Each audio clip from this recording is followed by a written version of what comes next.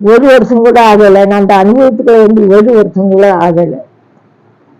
அப்படி இருக்கப்பட்ட சூழ்நிலையில நான் இனி குடும்பமும் ஆகக்கூடாது, இந்த இயேசுவுக்காக இருக்கணும், இந்த தெய்வத்துக்காக இருக்கணும், எவ்வளவுக்குள்ள நான் விரும்பினேனோ, எவ்வளவுக்குள்ள ஆசைப்பட்டேனோ, அந்த ஆசையை அறிந்த தெய்வம் எந்த ஊழியக்காரன் மூலமாக நான் உணர்த்தப்பட்டேனோ, எந்த ஊழியக்காரன் மூலமாக ரட்சிக்கப்பட்டேனோ, எந்த ஊழியக்காரனுடைய செய்தியை கேட்டு உணர்வுக்குள்ளே கடந்து வந்தேனோ, அதே ஊழியக்காரன். அதாவது அந்த ஊழியக்காரன் திருநெல்வேலி மாவட்டத்துல டோனாவூர் என்ற கிராமத்தில் உள்ளவர். கர்த்தருடைய பரிசுத்த நாமத்திற்கு மகிமை உண்டாவதாக. இந்த நாளிலும் டோனாவூர் பகுதியிலே கர்த்தருடைய ஊழியத்தை செய்து மகிமைக்குள் பிரவேசித்ததான பாஸ்டர் இஸ்ரவேல் அவர்களுடைய துணைவியார் மதர் அன்னாள் இஸ்ரவேல் அவர்கள் தங்கள் அனுபவத்தை நம்மோடு கூட சாட்சியாக பகிர்ந்து கொள்ள இருக்கிறார்கள்.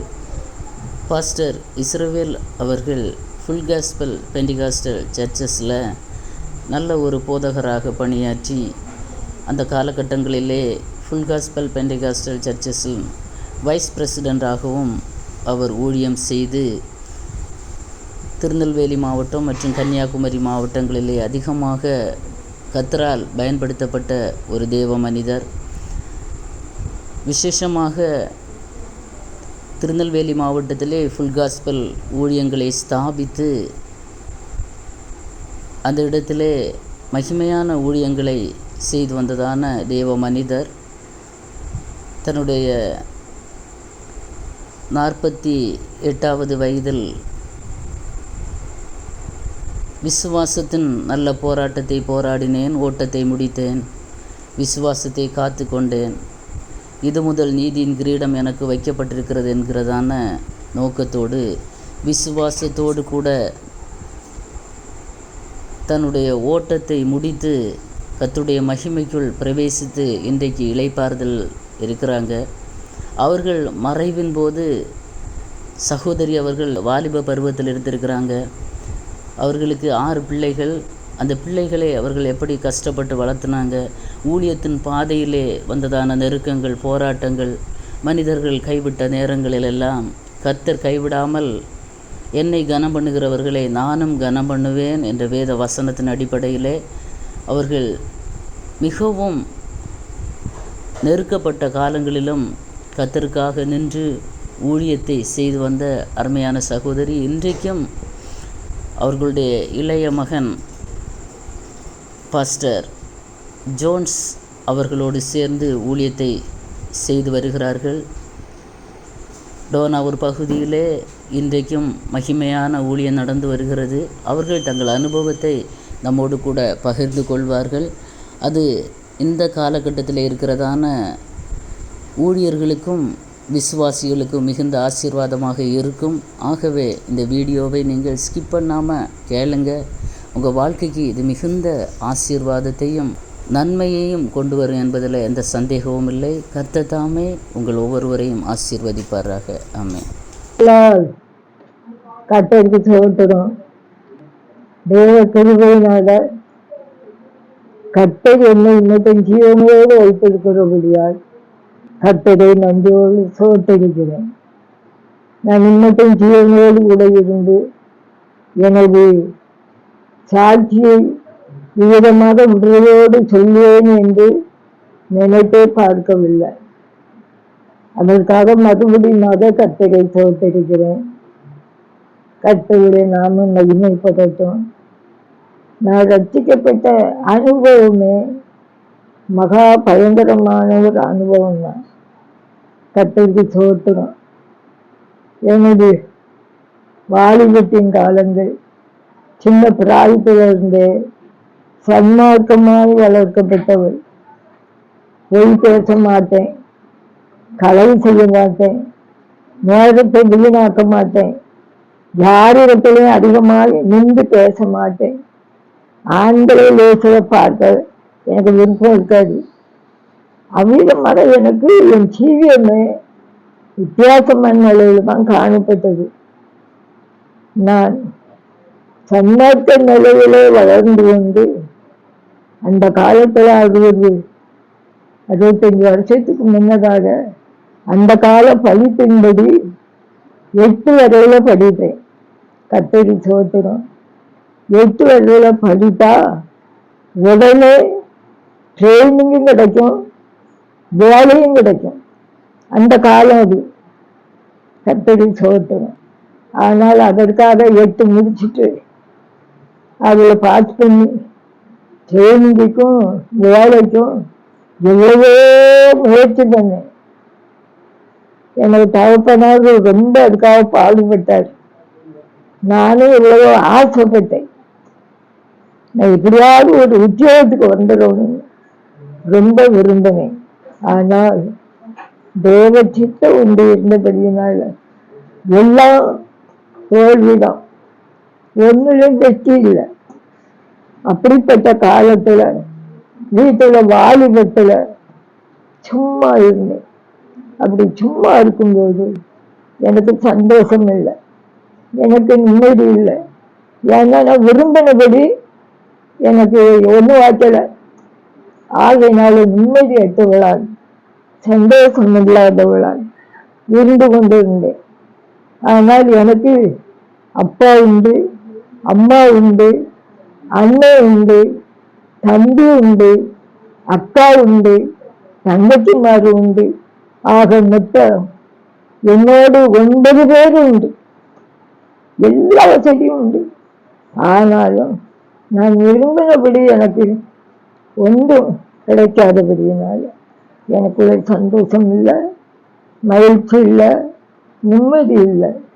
ஆகையினால இன்றைக்கு நடக்கிறது போல நிம்மதி இல்லாவிட்டால் மரணத்துக்கு தானே இன்றைக்கு உள்ள உலகம் விரும்புது. அதே போல அந்த காலத்திலையும் எனக்குள்ள நிம்மதி இல்லாதபடியினால மரணத்தை விரும்பினேன்.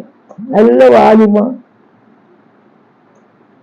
23 வயசுக்கு உள்பட, 20 வயசுக்கு மேற்பட அந்த 2-3 வருஷத்துக்குள்ள எனக்கு நிம்மதி இல்லாம என்னை முடித்துக் கொள்வதற்கு முயற்சி பண்ணினேன், பிரயாசப்பட்டேன்.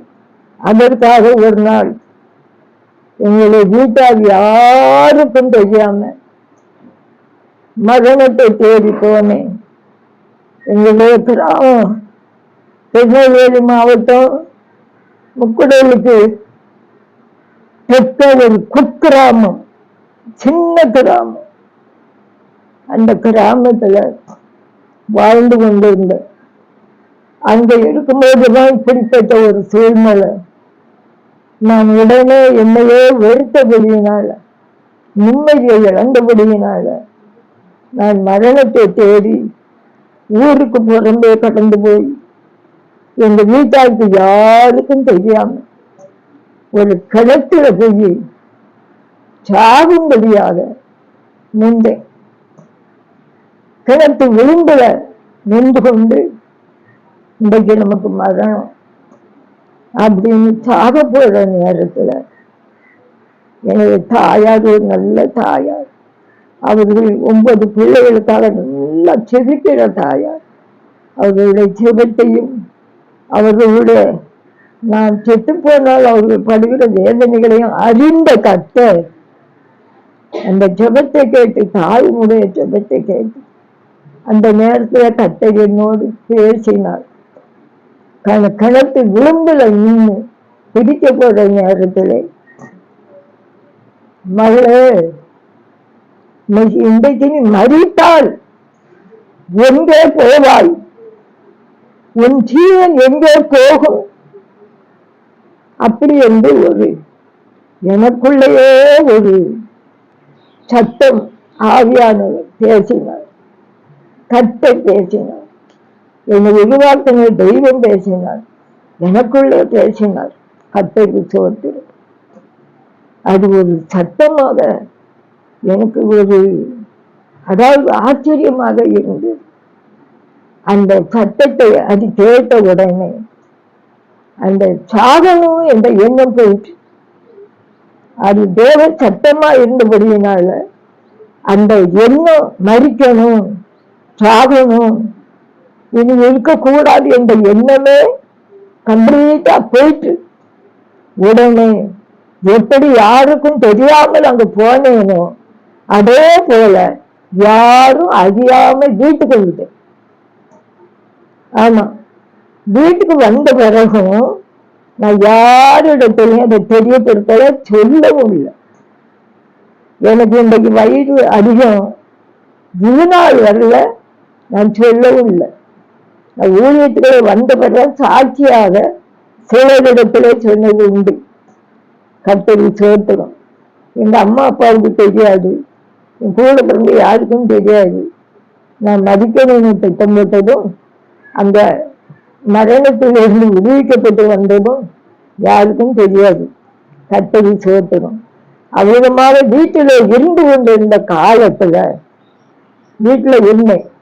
அப்படி இருக்கும்போது ஒரு ஊழியக்காரன், அதாவது கர்த்தரை சோத்திரம், எங்க கிராமத்துக்கு ஊழியம் செய்கிற மக்கள் வந்தாங்க. வந்தவங்க, நாங்க அந்த காலத்துல சிஎஸ்ஐல தான் இருந்தோம். சிஎஸ்ஐ கோயிலு முன்னால அங்க வந்த ஊழியக்காரர்கள் ஒரு முக்கியமான ஊழியக்காரர்கள் பிரசங்கம் பண்ணினார், தேவ செய்தியை கொடுத்தார்.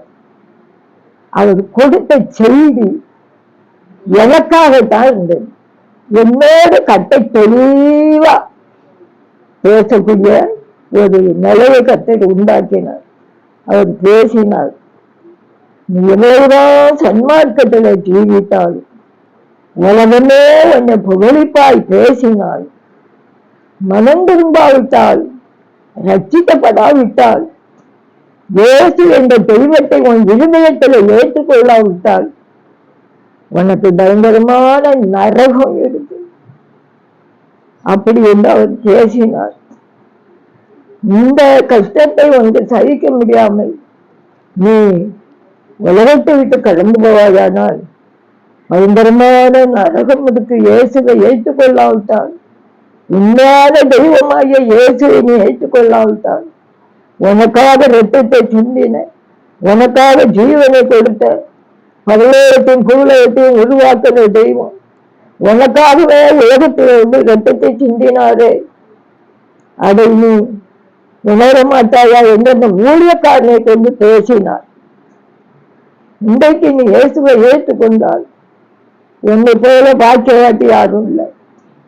உனக்குத்தான் பரலோகம் கர்த்தர் வைத்திருக்கிறார் என்று அவர் பேசினார்.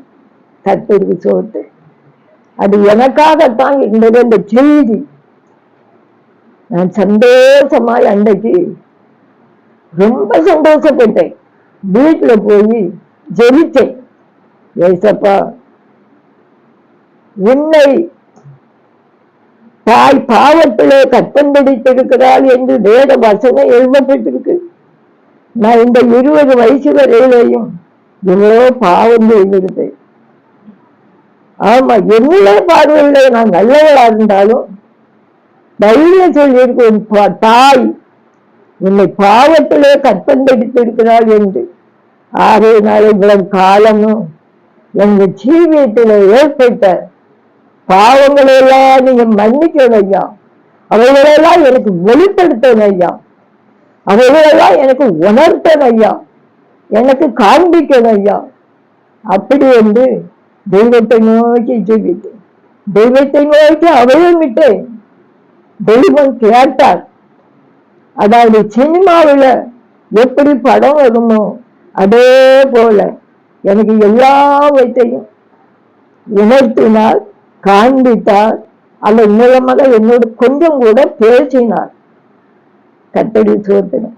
ஒரு நாள் அல்ல, 2 நாள் அல்ல, நான் பெரிய பாவி என்று நான் சொல்ல முடியாத அளவுக்குத்தான் உலகம் என்ன எண்ணிக்கொண்டு இருந்தது. அவ்வளவு தூரம் நான் நல்லவளாகத்தான் உலக பாதையில காணப்பட்டேன். ஆனால் ஒரு நாள் அல்ல, 2 நாள் அல்ல, சில நாட்கள் ஆண்டவர்கிட்ட கண்ணீரோடு பாவங்களை உணர்த்த சொல்லி வெளிப்படுத்த சொல்லி கண்ணீரோடு கேட்டேன். ஆமா, கேளுங்கள் உங்களுக்கு கொடுக்கப்படும் என்று சொன்ன தெய்வம், எண்ணத்தை முன்குறித்தே என்னை தெரிந்து கொண்ட தெய்வம். அந்த நாளில நான் கேட்ட அந்த ஜெபத்துக்கு 2-3 நாளைக்கு பிறகுதான் எனக்கு அந்த விடுதலை கிடைச்சது. உடனே விடுதலை கிடைக்கல. கர்த்தருக்கு சோத்து. ஒரு நாள் ஜெபித்து கொண்டிருக்கும் போதே, அப்படி ஆண்டவர் நோக்கி ஜெபித்து கொண்டிருக்கும் போதே என்னை அறியாதபடி ஒரு பெரிய பாறை சுமை, தாங்க முடியாத பாறை சுமை, இன்றைக்கு பாவம் அது சுமை போல ஜனங்களுக்கு தெரியல. கர்த்தருக்கு சோத்து. பாவம் என்று சொல்லுவதையும் தெரியல, அது எப்பேற்பட்டது என்றும் தெரியல. அந்த பாவ பாரம் என்னை தாங்க முடியாதபடி அப்படியே அமிழ்த்தினது. பெரிய பாரம் போல, தாங்க முடியாத சுமை போல. அந்த உடனே பாவம் இவ்வளவு பயங்கரமானது என்பதை உணர்ந்தேன். ஆமா, இன்றைக்கு பாவத்தை சிந்திக்கிறது இல்லை, யோசிக்கிறது இல்லை. அது அஜால்தா ஜனம் எங்களுக்கு. கர்த்தருக்கு சோத்துங்க. பாரம் இவ்வளவு பயங்கரமா, ஐயோ நம்மளை அமிழ்த்தி கொண்டு வரக்கூடாது. ஏசப்பா எனக்கு இதில் விடுதலை தாங்க, இவ்வளவு தூரம் என்னை உணர்த்தினதையும் எனக்கு விடுதலை தாங்க என்று ஆண்டவருக்கு அபயமிட்டேன். திடீரென்று அந்த பாறை சுமை என்னை விட்டு என்ன செய்யும், அப்படியே கீழே விழுந்து. அது கீழே விழுந்ததை என்னால பார்க்க முடியல. ஆவியானவர் அதை என்னை பார்க்க விடல, தெய்வம் அதை பார்க்க விடல.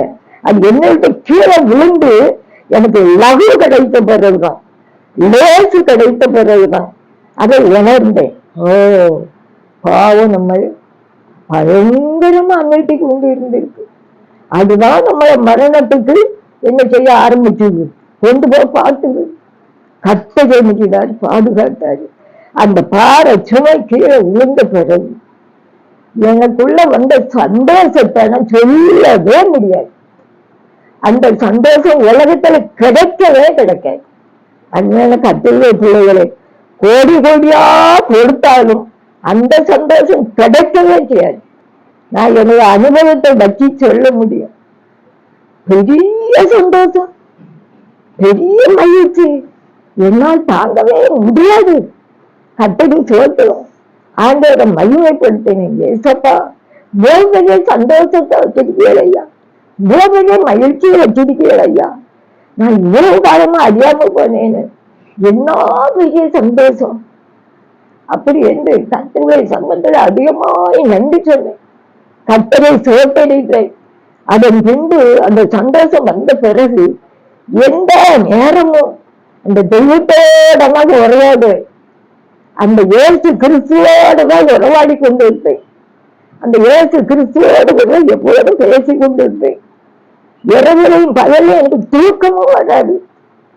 ஒரு நாள் ஜெபித்து கொண்டிருக்கும் போது, அப்படி அவ்விதமா ஜெபித்து கொண்டிருக்கும் போது ஒரு பயங்கரமான மகிமையான ஒளியை கண்டேன். பயங்கரமான ஒரு மகிமை. அந்த மகிமையவும் என்னால என்ன செய்ய முடியாது. ஆண்டவரோட அது தொடர்பு வந்த உடனே, அந்த இணைப்பு வந்த உடனே, நான் ஜெபித்து கொண்டிருக்கும் போது ஒரு பெரிய மகிமை வந்து அப்படியே எனக்கு நேராக இறங்கினது. அந்த மகிமை ஒரு இமைப்பொழுதுதான், என்னால தாங்க முடியல. அதனால கர்த்தருடைய பிள்ளைகளை பரலோகம் எப்படி இருக்கும், இந்த பரலோகத்துள்ள மகிமைய, அந்த ஏசப்பாவுடைய மகிமைய, நமக்காக ஏசப்பா வைத்துக் கொண்டு காத்து கொண்டிருக்கிற அந்த மகிமையான அந்த மகிமைய ஒரு இமைப்பொழுது சகிக்க முடியல, தாங்க முடியல, பார்க்க முடியல. ஒரு இமைப்பொழுதுதான், அதாவது ஒரு செகண்ட் சொல்றாங்க நினைக்கிறேன். அதற்குள்ளாக அந்த மகிமையின் ஒளி என்ன அப்படியே மயக்கமாக்கிட்டு மயக்கமாக்கிட்டு அந்த கத்தராக தெய்வம் பார்த்தாடி தாங்கிக்கிட மாட்டான், இவெல்லாம் சகித்துக்கிட மாட்டான் இந்த மகிமை அப்படின்னு அப்படியே அதை மாத்திட்டாரு, அப்படி மறைச்சிட்டாரு. அவ்வளவு பயங்கரமான மகிமையின் காரியங்கள் இந்த ரட்சிப்பின் அனுபவத்துக்குள்ள, இந்த கட்டுரை பாடைக்குள்ள இந்த அனுபவத்துக்குள்ள இருக்கு. அருமையானவர்களே, கத்தருக்கு சோத்திரம். எனது அனுபவம் தேசமான அனுபவம். நானும் எத்தனையோ ரட்சிக்கப்பட்ட மக்களுடைய அனுபவங்களை கேட்டிருக்கிறேன்.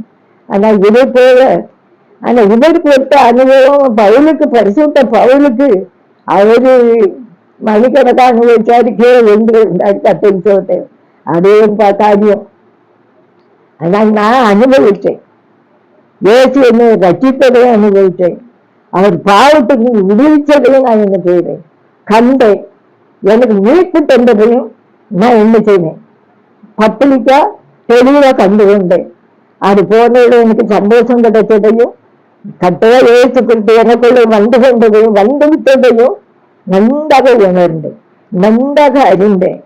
எனக்காக ஜீவனை கொடுத்த தெய்வம் எனக்குள்ளே வந்து விட்டார். அதன் பின்பு நான் என்னுடைய இஷ்டத்தையோ என்னுடைய விருப்பத்தையோ என்னுடைய பாந்தையோ நிறைவேற்றணும்னு ஆசையே பட மாட்டேன். அந்த எண்ணமே எனக்கு வரவே வராது. உலகமே எனக்கு வெறுப்பாயிற்று. அதுக்கு முன்பு எவ்வளவுக்குள்ள உலகத்தை நேசித்தேனோ, ஆடம்பரங்களை விரும்பினேனோ, அதற்கு எதிராக உலகமே எனக்கு வெறுப்பாகி போச்சு. அந்த நாட்கள்ல என் கழுத்துல செயின் உண்டு, ஆடம்பரமாய் கட்டுவேன். ரொம்ப ஆடம்பரத்தை விரும்புவேன். ஆனால் அந்த நிமிஷத்திலிருந்து, அந்த நாளில், அது ஒரு விசேஷித்த நாள், அது ஒரு மகிமையான நாள். அந்த நாளிலிருந்து எனக்கு உலகமே வெறுப்பாகிவிட்டது. மகா பயங்கர வெறுப்பு. உலகமும் உலகத்தில் ஆசை இச்சைகளும் ஆடம்பரங்களும் எல்லாம் வெறுப்பாயிட்டு. அதுக்கு முந்தைய அனுபவம் வேற, இனி உள்ள அனுபவம் வேற. கர்த்தர் சுகத்தில் அப்படிப்பட்ட சூழ்நிலையில நான் திருமணத்துக்கு விருப்பம் இல்லாமலே இருந்தேன். திருமணத்தை பற்றி எண்ணமே இல்லாமல் இருந்தேன். எனக்கு இனி இருந்தால் இயேசுவுக்காக இருக்கும், நம்மை ரட்சித்த, நம்ம இந்த அனுபவத்துக்குள்ளே கொண்டு வந்த அந்த தெய்வத்துக்காக இருக்கணும் என்ற ஒரு பெரிய வாஞ்சையும் ஆசையும் எதிர்பார்ப்புக்குள்ள நான் வந்தேன். அந்த விருப்பம் வந்தது. அந்த விருப்பம் வந்தது தெய்வத்துக்கு பிரியமா இருந்தது. கர்த்தரை சோத்திரம், கர்த்தரை சோத்திரம். அதாவது ஒரு வருஷம் கூட ஆகலை. நான் அந்த அனுபவத்துக்குள்ள வந்து ஒரு வருஷம் கூட ஆகலை. அப்படி இருக்கப்பட்ட சூழ்நிலையில நான் இனி குடும்பமும் ஆகக்கூடாது, இந்த இயேசுவுக்காக இருக்கணும், இந்த தெய்வத்துக்காக இருக்கணும். எவ்வளவுக்குள்ள நான் விரும்பினேனோ, எவ்வளவுக்குள்ள ஆசைப்பட்டேனோ, அந்த ஆசையை அறிந்த தெய்வம் எந்த ஊழியக்காரன் மூலமாக நான் உணர்த்தப்பட்டேனோ, எந்த ஊழியக்காரன் மூலமாக ரட்சிக்கப்பட்டேனோ, எந்த ஊழியக்காரனுடைய செய்தியை கேட்டு உணர்வுக்குள்ளே கடந்து வந்தேனோ, அதே ஊழியக்காரன். அதாவது அந்த ஊழியக்காரன் திருநெல்வேலி மாவட்டத்துல டோனாவூர் என்ற கிராமத்தில் உள்ளவர். அந்த டோனாவூர்ல, அதாவது மிஷனரி அம்மா, கார்மைக்கல் அம்மா வெளிநாட்டில இருந்து வந்து அந்த டோனாவூர்ல பெரிய ஆஸ்பத்திரியை ஏற்படுத்தி அதில் மிஷனரி ஊழியம் செய்தார்கள். அநேக அநாத பிள்ளைகள் எல்லாம் எடுத்து வளர்த்தார்கள். அந்த இடத்துல, அந்த கிராமத்துல பிறந்து வளர்ந்த ஊழியக்காரர். அவர் செய்தியை கேட்டுத்தான் நான் உணர்வடைந்து மலர்ந்திருந்தேன். அதே ஊழியக்காரர் என்னை வந்து எப்படி கேள்விப்பட்டார், கற்பித்தாரு. கட்டுரை திட்டமும் தீர்மானம், ஒவ்வொருவரையும் பற்றி தேவ திட்டமும் தேவ தீர்மானமும் இருக்கிறது. அருமையானவர்களே, உங்களுக்கு கல்யாணம் முடிஞ்சது, நீங்க முதல்ல ரட்சிப்புக்கு காரணமாயிருந்த ஊழியக்காரனே. ஆம். அப்ப அது ஒரு பெரிய ஆச்சரியம், பெரிய செயல் நினைக்கிறீங்களா? ஆமென். அதை பற்றி சொல்லுங்களேன். அது தேவ திட்டம், தேவ தீர்மானம். அதே ஊழியக்காரர் என்னை அவர் தெரிந்தெடுத்து கேள்விப்பட்டு என்னை வந்து தனக்கு திருமணம் முடித்து தருவீரா என்று என்னை பெற்றோர்களுக்கு கேட்டார். கர்த்தருக்கு ஸ்தோத்திரம். ஆனால் எந்த வீடும் எந்த குடும்பமும் சகல வசதியோடு இருந்தபடியினால அவர்கள் யோசித்தார்கள். நானே திருமணத்துக்கு விருப்பம் இல்லாமல் இருந்து கொண்டு இருக்கிறேன், இருந்தால் இந்த தெய்வத்துக்காக இருக்கணும்னு எண்ணிக்கொண்டு இருக்கிறேன். அந்த சூழ்நிலையில இந்த பெற்றோர்கள் யோசிக்கிறார்கள். எனவே தாயார் உடனே ஒப்புக்கொண்டுட்டார்கள். அவ மனம் திரும்பிருக்கா, ரட்சிக்கப்பட்டிருக்கா, அவ இனி ஏசு விழாக்கணும்னு ஆசைப்படுவா. சரி என்று எங்க அம்மா ஒப்புக்கொண்டு விட்டார்கள். எங்க அப்பாவுக்கோ குடும்பத்தில் உள்ள யாருக்குமோ விருப்பம் கிடையாது. கர்த்தருக்கு ஸ்தோத்திரம். ஆனால் எங்க வீட்டுக்காரர் ஒரு காரியம் சொன்னாரு. நீங்க தான் அதுக்கெல்லாம் சம்மதிக்கிறீங்களோ எனக்கு தெரியாது. ஒரு காரியம் சொன்னாரு, நீங்க உங்க மகளை எனக்கு கல்யாணம் செய்து தரது கரெக்டு, ஓகே, சந்தோஷப்படுகிறேன். ஆனா எனக்கு சொந்த வீடு இல்லை. அவளை கல்யாணம் முடிச்சுட்டு போனா அவளை கொண்டு வைக்கிறதுக்கு இடம் இல்லை. என்னை நம்பி ஒண்ணும் கிடையாது. நானும் ரட்சிக்கப்பட்டு 2 வருஷம்தான் இருக்கும். அவருடைய மனம் திரும்பி ரட்சிக்கப்பட்ட அனுபவத்துக்குள்ள வந்து ஒரு சில வருஷங்களா ஆயிருக்கு. அவருக்கு 37 வயசு. அந்த 37 வயசுல 30 வயசுலதான் ஒரு 18 வயசுல ரட்சிக்கப்பட்டேன்னு சொன்னாரு. ஆனா அவருக்கு திருமணம் 31ல. கர்த்தருக்கு ஸ்தோத்திரம். அவ்விதமாக அவர் கேட்கும்போது எனக்கு ஒண்ணும் கிடையாது, குடியிருக்க வீடும் கிடையாது. இந்த வேத புத்தகம், இந்த பைபிள் மட்டும்தான். கர்த்தராகிய இயேசு கிறிஸ்து எனக்கு தாயும் தகப்பனும் எல்லாம். இந்த வேத பைபிள் தான் எனக்கு சொத்து, வேற ஒண்ணும் கிடையாது. அவளை கல்யாணம் முடிச்சு கொண்டு போய் நான் என்ன உட்காருவேன்னு அங்க அவள் இருக்கணும். நான் என்ன படுக்க சொல்லுவேன்னா அங்க அவ படுக்கணும். நான் படுக்கிற இடத்துல அவ படுக்கணும். நான் தங்குகிற இடத்துல ஒரு பள்ளிக்கூடத்துக்கு போய் தங்கினா அவளும் அதில் தங்கணும். ஆகையினால உங்களுக்கு பிரியமான அதை சம்மதிச்சு என்ன செய்யுங்க. எங்க அம்மாவுக்கு அப்பவே அவங்க சன்மார்க்கத்தில் அவங்க ஜீவிச்சுக்கிட்டு இருந்தவங்க. அவங்க அதை கண்டு பயப்படலை, அவங்க அதை கண்டு அஞ்சவும் இல்லை. சரி, ஒரு ஊழியக்காரன், அவருடைய சரித்திரம் பெரிய சரித்திரம், பயங்கரமான ஒரு ரவுடியா ஜீவித்தவர். அவரும் மனம் திரும்பி ரட்சிப்புகளை வந்து ஒரு கர்த்தருடைய பிள்ளையை தேடி வந்து அவர் இப்படி கேட்காருன்னா அவரை நம்பி கொடுக்கலாம். அவரே எங்கனையும் படுக்க போறாரு, அது போல நம்ம பிள்ளையும் படுக்கட்டும். தெய்வம் சம்மதிச்சாருன்னா அது என்ன செய்யட்டும். அவங்க எங்க அம்மாவும் நல்ல ஒரு உறுதி உள்ள ஆண்டவர் மேல. சரி, அம்மாவுக்கு உறுதி இருந்தது, உங்க மனநிலை அந்த நேரத்துல எப்படி இருந்தது? என் மனது வந்து சந்தோஷம். ஊழியக்காரன் கிடைச்சிருக்காரு. அப்ப நம்ம ஆசையும் இனி இருந்தா கட்டடிக்கு தான் இருக்கணும்னு ஆசை. அந்த ஆசைக்கு ஏற்றவாறு ஊழியக்காரனை கட்டடி கொண்டு சந்தோஷப்பட்டீங்க.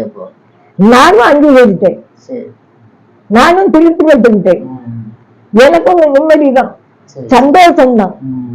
எனக்கு அதை பற்றி கவலையே இல்லை. எது சொத்து வீடு சுதந்திரம் எதுவும் இல்லைன்னாலும் எனக்கு ஏசு போதும், ஒன்னும் இல்லைட்டாலும் பரவாயில்ல.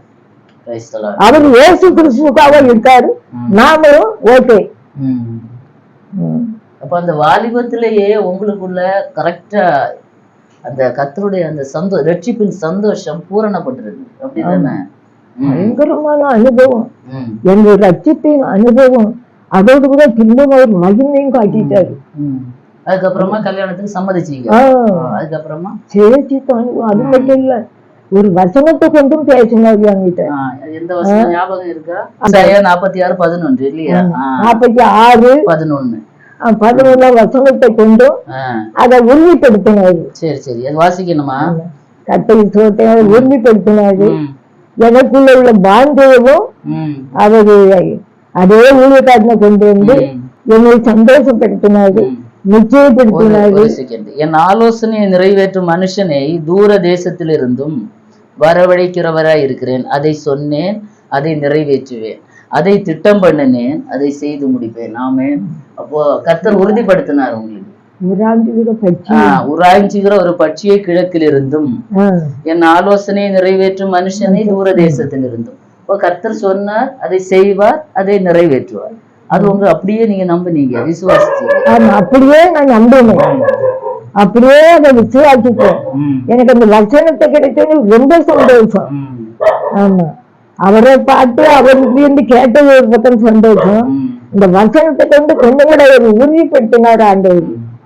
ரொம்ப மகிழ்ச்சி, ரொம்ப சந்தோஷம். ஆகையினால அவருக்கு வீடு இருக்கோ இல்லையோ, அவருக்கு சொந்த பந்தங்கள் இருக்கோ இல்லையோ, என்னையும் நான் என்ன செய்யல, எதிர்பார்க்கல, எந்த எதிர்பார்ப்பும் இல்லை. அதுதான் ஒரு ஆண்டு நான் எதிர்பார்த்தபடி கட்டளை என்ன செய்தார், தந்தார். ஆமா, அதற்கு எல்லா காரியங்களும் பொறுப்பெடுத்துக்கிட்டார். அவரு ரட்சிக்கப்பட்ட உடனேயே முழுவதும் இனி நமக்கு இயேசுதான், இந்த தெய்வத்துக்காக தான் நம்ம இனி அப்படின்னு நான் எவ்வளவுக்குள்ள தெய்வத்தோட உடன்படிக்கை பண்ணேனோ அதற்கு முக்கியமா அவரு இவா இவ்வளவு வீரமா இருக்கா, அவ காரியத்துல நாம என்ன செய்யணும், அவர் ரொம்ப என்ன செய்தார். அதுக்கப்புறம் அவங்க ஊழிய பாதை